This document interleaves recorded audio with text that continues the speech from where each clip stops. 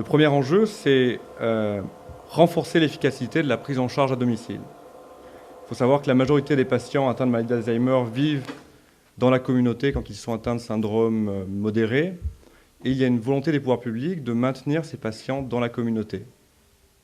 Seulement, quand on regarde la façon dont est organisée la prise en charge des patients à leur domicile, on se rend compte que 80% de l'aide qui leur est donnée est fournie par les aidants informels, c'est-à-dire par la famille. Et cette aide est non payée. Donc il y a un déséquilibre qui est en défaveur des familles lorsque les patients vivent dans la communauté.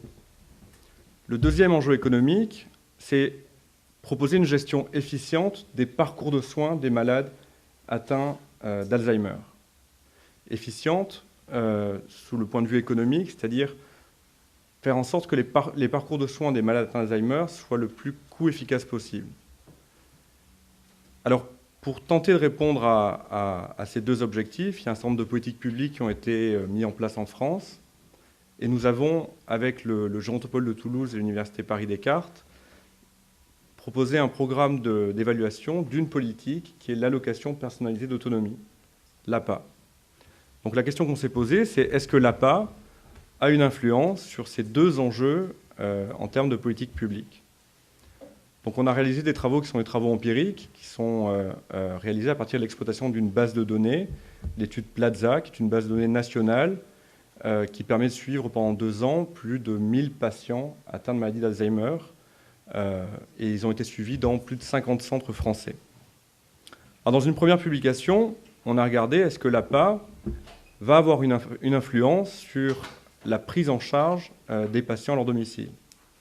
Et ce qu'on a trouvé, c'est que quand on compare les patients qui bénéficient de l'APA aux patients qui n'ont pas l'APA, eh bien ceux qui bénéficient de l'APA utilisent 13% moins d'aide familiale dans l'aide totale.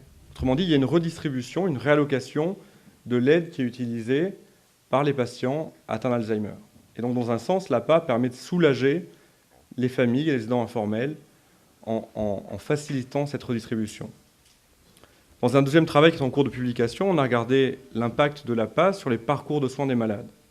Et on a regardé est-ce que l'APA va avoir une influence sur les taux d'hospitalisation de patients atteints de maladie d'Alzheimer. Ce qu'on a trouvé, c'est que l'APA s'accompagne d'une réduction de 34% des taux d'hospitalisation lorsqu'on suit les patients pendant une période de 2 ans. Autrement dit, les patients qui bénéficient de l'APA vont moins à l'hôpital que les autres. Alors pour autant, est-ce suffisant? Est-ce que l'allocation personnalisée d'autonomie est une politique qui propose une réponse suffisante aux deux enjeux économiques qu'on a évalués? Bien non. Non pour 2 raisons. La première, c'est que quand on regarde les patients qui bénéficient de l'APA, ils continuent à utiliser massivement de l'aide informelle. Donc la réallocation qu'on observe parmi les gens qui bénéficient de l'APA, en fait, atteint une limite. Il y a un seuil d'aide informelle en deçà duquel on observe que les patients n'arrivent pas à redistribuer de l'aide informelle pour de l'aide professionnelle. Et puis, c'est insuffisant quand on regarde les parcours de soins parce que les patients atteints de maladie d'Alzheimer coûtent très cher. Philippe a évoqué tout à l'heure des coûts qui faisaient état de 16 000 € par an. Alors ces coûts peuvent être remis en cause. Je le fais avec d'autant plus de liberté que j'avais participé à cette étude. C'est une étude européenne.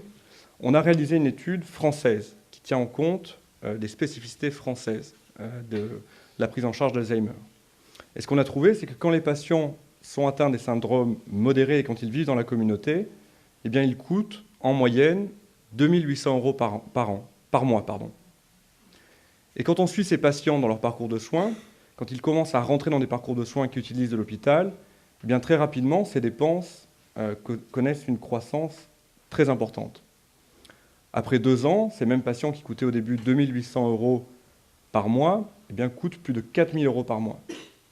Et donc, du point de vue de l'efficience de la prise en charge des parcours de soins, il y a encore beaucoup de choses à faire. Alors, un enjeu majeur et une solution qu'on peut apporter, on en a parlé tout à l'heure, c'est de proposer un diagnostic de plus en plus précoce de la maladie d'Alzheimer. C'est-à-dire essayer de prendre en charge les patients au tout début de la maladie, dès qu'il y a les premiers troubles. Et là, on se rend compte qu'il y a 2 types d'obstacles quand on cherche à regarder est-ce que les patients sont pris en charge de manière précoce. Un premier obstacle, c'est que les personnes ont une faible inclinaison à vouloir rechercher des diagnostics pour la maladie d'Alzheimer. Il y a une étude récente qui a été publiée dans une revue américaine il y a quelques mois, une étude de Newman dans Health Economics, qui montre que eh bien, les patients, les gens, quand on les interroge, ont une faible inclinaison à rechercher un diagnostic pour Alzheimer. Si on devait faire un classement, eh bien, les gens préféraient se faire diagnostiquer d'abord pour de l'arthrose, ensuite pour des cancers de la prostate, et puis en dernier lieu pour de l'Alzheimer. Donc il y a une crainte vis-à-vis du diagnostic d'Alzheimer. Le deuxième obstacle qu'on peut observer, et on l'observe en France, c'est que 50% des personnes atteintes d'Alzheimer ne sont pas diagnostiquées. Donc il y a encore beaucoup de gens qui sont en France non diagnostiqués. On le voit dans les données de l'assurance maladie. On ne retrouve pas tous les patients qu'on devrait normalement trouver avec un diagnostic pour Alzheimer. Et on remarque en France que généralement, il faut 2 ans d'attente entre le moment où l'on ressent les premiers troubles et le moment où on se fait diagnostiquer. Alors, quelles sont les raisons économiques de ces 2 obstacles, de ces 2 constats d'échec pour le diagnostic précoce? Si on regarde d'un point de vue économique, on peut s'interroger sur le rôle de la famille dans la recherche du diagnostic pour Alzheimer. Et on peut identifier 2 raisons ou 2 facteurs familiaux qui permettent d'expliquer ces retards de diagnostic. Le premier facteur, c'est la présence d'antécédents de la maladie dans la famille.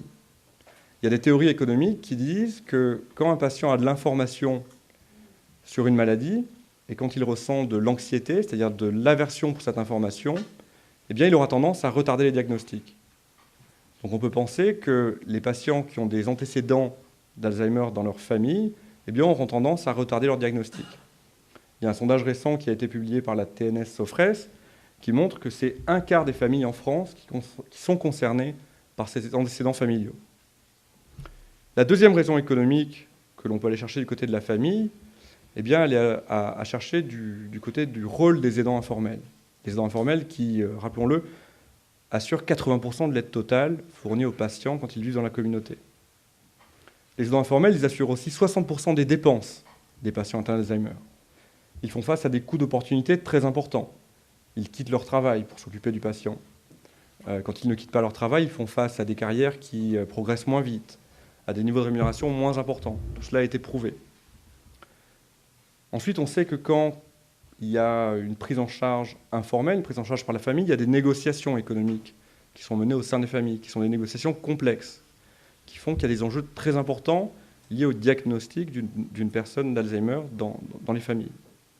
Puis enfin, on sait que la prise en charge d'Alzheimer par les aidants informels s'accompagne de pertes de qualité de vie très importantes. Et donc on peut penser que pour ces raisons, eh bien, les aidants informels vont impacter cette recherche du diagnostic.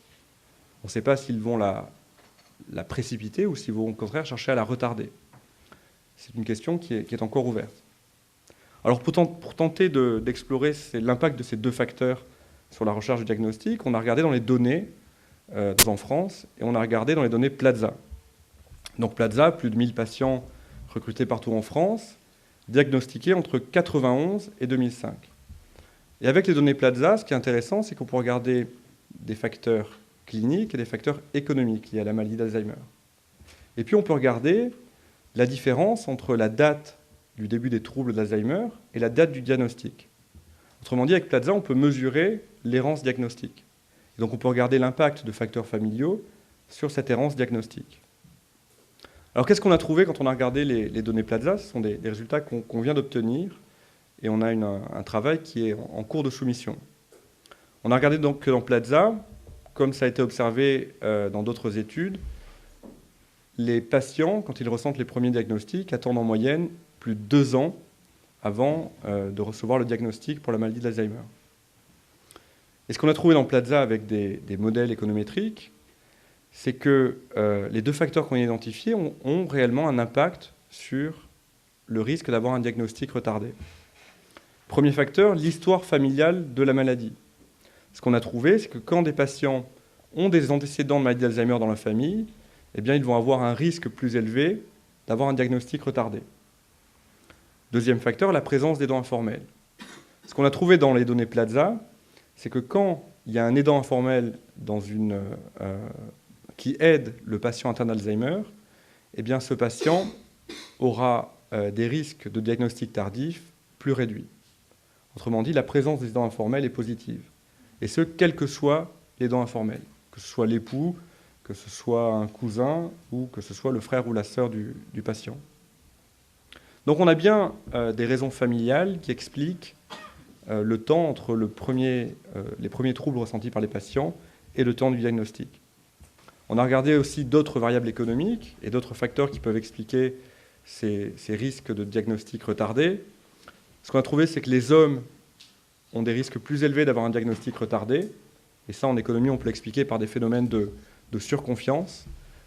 Par exemple, en finance, on sait que les hommes investissent de manière plus risquée que les femmes. Ça a été prouvé en France et dans d'autres pays. Et donc peut-être que pour le diagnostic, les hommes ont peut-être plus confiance en leur avenir que les femmes. C'est une explication qu'on peut trouver. Ce qu'on a trouvé, c'est que l'âge au moment du diagnostic joue dans le sens où il retarde le moment du diagnostic. Et ce qu'on a trouvé qui est intéressant, c'est qu'un diagnostic pour une dépression au moment où le patient ressent les premiers troubles va retarder le temps du diagnostic. Donc en conclusion, avec cette étude, on peut essayer d'identifier des recommandations pour les politiques futures et les campagnes futures pour un diagnostic plus précoce de la maladie d'Alzheimer. Il semble que ces campagnes devraient en priorité cibler des personnes isolées, c'est-à-dire des personnes qui n'ont pas d'aidants informels, et devraient cibler en priorité des personnes qui ont des antécédents de maladie d'Alzheimer dans leur famille. Et on le rappelle, c'est un quart des Français selon l'étude qui vient d'être publiée. Donc ces deux facteurs semblent expliquer les diagnostics retardés. Il semble que l'un des enjeux futurs des politiques publiques pour la prise en charge d'Alzheimer, eh bien, ce soit d'essayer d'améliorer la précocité des diagnostics. Merci.